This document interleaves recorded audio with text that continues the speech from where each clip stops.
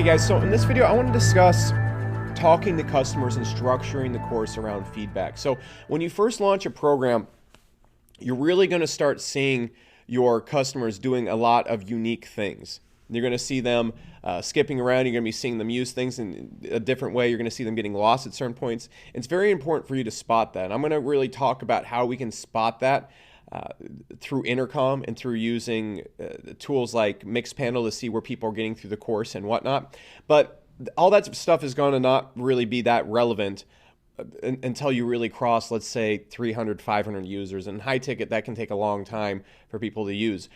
What you more so want to see is more consistently where people get trapped up, and you want to really get their negative feedback out. This sounds crazy, but the number one thing you want to do to improve your course to increase payment plan completion rate, and increase results is get as much negative feedback as possible. Now, I know what most people think. Usually people are complaining, people are going to throw fits, people are going to do certain things in Facebook groups, and usually most courses' strategy is to filter or stifle negative feedback. You don't want to do this. What you want to do when people start coming into your courses, you can do a few different things. First off, one thing we would do is we had a would you suggest to a friend tool down here, okay? Now, also one thing we'll also have our support agents do is after the person's been there for about 2 weeks, a little pop-up will appear as well. It says, you know, what do you hate about the course? Now, we used to actually have it in that, but you can have something like, what would you suggest? Like, what do you not like about the course? What can we do better? And you really want to start pinging users and finding out what's going on. And you also want to do the same exact thing via emails. And you can set these, again, to fire out via Intercom. And I'll get into Intercom usage and whatnot here in a moment. That'll probably be at the end of this module. But you see these two things right here. We basically are always asking users, what can we improve? Okay. Then what you also want to do is you can also do things in the group where you say, all right, what can we improve? Send me a private message. Send me a private message on what we can improve and do better on. If we put your thing into place, we'll give you, you know, our next course free, or we'll give you something free, or we'll give you, there's all sorts of things you can give people free on top of that. Or like the next program release and the next software release, we'll give it to you free or something like that. And just look at the messages come in. And you want to talk to these people. You want to talk to the user.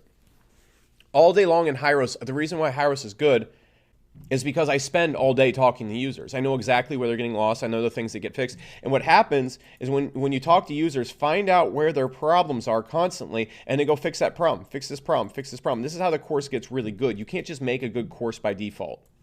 That sounds crazy, but you just can't go and make a course by default. You're going to have to talk to the users constantly. You should be doing when your course first started up, you should be interviewing a student every single day. Just say, hey, can we hop on a quick call and can we talk about the course? And really get the negative comments out. Say, where are you getting caught up at? Where can the course be better? And so it's very important then that you start understanding the difference between wants and needs. This is super important in services.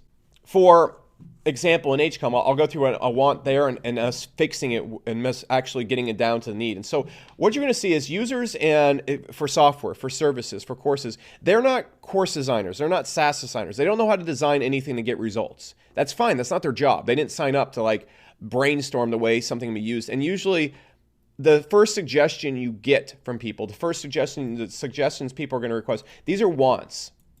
People don't know how to fix what they need because it's your job as an entrepreneur to fix what they need. And they don't know what they need most of the time. So for a lot of times, like when I'm working at Hyros, I'll get all these really complicated feature requests. And so the person will request something and say, hey, is there any way we could like do something that calculates this thing and this thing and this thing right here? And this is just like a feature that if it actually came to life would just be a zombie, which is absolutely suck. And that's fine. It's not their job. But they don't really know how to formulate how to fix their needs. Their need right here, the base need of what they're trying to see is the user's trying to see their customer journey across 1,000 users. Okay, so they're going to formulate this weird Frankenstein-like feature and request this. This is what they want. What they need is they need to be able to see their customer journey across 1,000 users. And so what your job is as the entrepreneur is not to listen to the customer as far as design goes. Your job is to listen to their wants and turn it into a need, what's being needed right here. So when a person sends me this complicated want, my job is to dive down and figure out what they actually need. And so then I can create a better way to solve this problem right here. I can use my design skills and my knowledge of the platform and tracking to create a much better solution that actually fixes this want. And I'm going to tell you, if you've ever gone and worked like this, where you're building around customer wants, you're just going to spend your wheels endlessly, or spin your wheels endlessly chasing things that they never will ever use, because they don't know what they want. Or they know what they want, they don't know what they need. And until you fix a need, they're not going to use it, because this thing doesn't fill the need. A lot of times the features and the things they request, it's a representation of the want. And it's a symptom of the need. And so it's much more important to get down to the need. So at HCOM, what we kept seeing is people wanted more ad training. They wanted more ad training, more over-the-shoulder training from Matt, more ad training, more ad training. The thing is, in the program, if you watch like the first 2 videos and ads and execute on those, you're going to get results in HCOM. The problem is people were constantly messing this up because they'd be going out there and doing tons of extra things. They go and apply something they saw on YouTube, or they go and like pick the wrong product, or they skip over this video and do the wrong thing. And so what were people asking for when they were saying this? They were saying, I need more ad training. I need more ad training. This is a symptom of needing more structure and more clear, concise ways to get results with ads. That's what the symptom was. And so this right here, I mean, when we first were working with HCOM, we'd go out there and we'd add tons and tons of training on ad training. Like, you want more ad training? Fine, here's 10 hours of videos.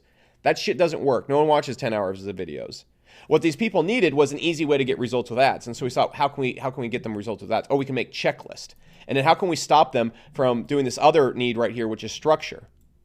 Okay, we can make them go to a Q&A call and actually talk to us before running ads. And so what you want to do is you want to listen to your customers' complaints, and you want to be talking to them, polling them, offering them rewards for telling you how much your program sucks, because the only way you're going to really make a good program is, this is the greatest confusion.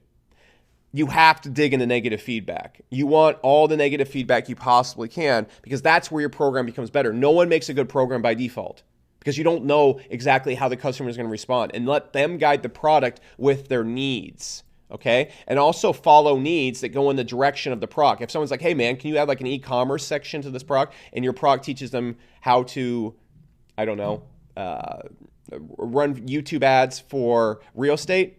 No, say no. It's not going to happen. And so that's how you grow this product. That's how you're going to make the product really, really good. Okay? Now, also when it comes to talking to customers, you constantly need to be talking to customers and polling them and trying to figure out what's blocking them, and then also getting results and testimonials out of them. See, at Hyros, we have a very simple setup. And this is just kind of going a little off the rails, but this is incredibly important when it comes to talking to customers as well. When a person comes on in the Hyros, what happens, they come on, they get a customer success agent. The customer success agent hassles them until they get results. Now, you can't always do this in a course, but the customer success agent is always following up with them until they get results. And you can do this in an info product, especially if your info product's like $5,000, $10,000. You should just have a customer success agent whose main job is just to hassle them and try and get them results and find out why they're not using the program. That should be like their only job. And then what you want to do is you want to, first off, figure out why they're not getting results, and then fix it so they get results. And then what the customer success agent does is then get a testimonial. And this cycle goes over and over again. Our customer success agents at Hyros will get the person, force them to get results, show them results. After a week, go for a testimonial. And it's an assembly line of getting a good product, finding out the weaknesses, and getting a testimonial. A lot of times when they won't give a testimonial, which very rarely happens, we can dig down and be like, what's wrong? How are you not getting value yet? Because a lot of people, you can show them results, but they don't really think they've gotten value yet. And so one of the keys with products is finding out where people really think, man, I've gotten incredible value here, because that's when you're going to hook them forever and keep them forever. So if they're kind of on the fence about testimonial, how can we provide more value to make this testimonial a win-win? And it just goes in this cycle over and over and over again. And you can't always do this with like a $997 product, but $2,000, $5,000, $10,000 price point services, 100%.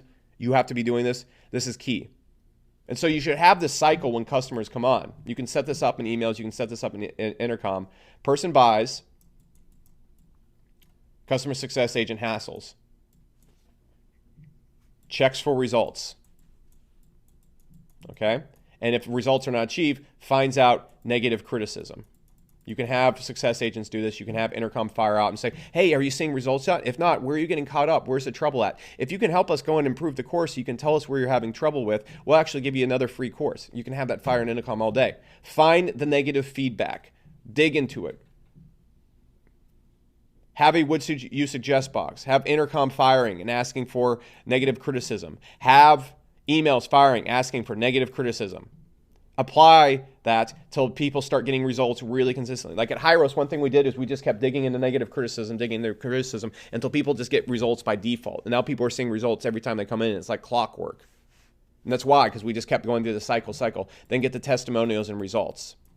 Okay, and this is a cycle you need to follow with all your products, especially services, especially $5,000, $10,000 products.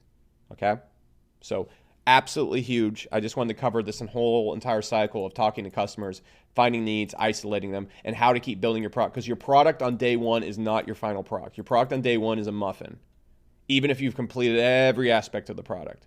So this is absolutely key. You must find those negative criticisms, and you must develop the needs and spot the needs and then fix those needs. Because once you fix the needs, that's when people start saying, this product's incredible, this product's incredible. That's when testimonials start coming in. That's when you start getting organic customers. That's when ads start to get really easy because you have more testimonials than anybody else.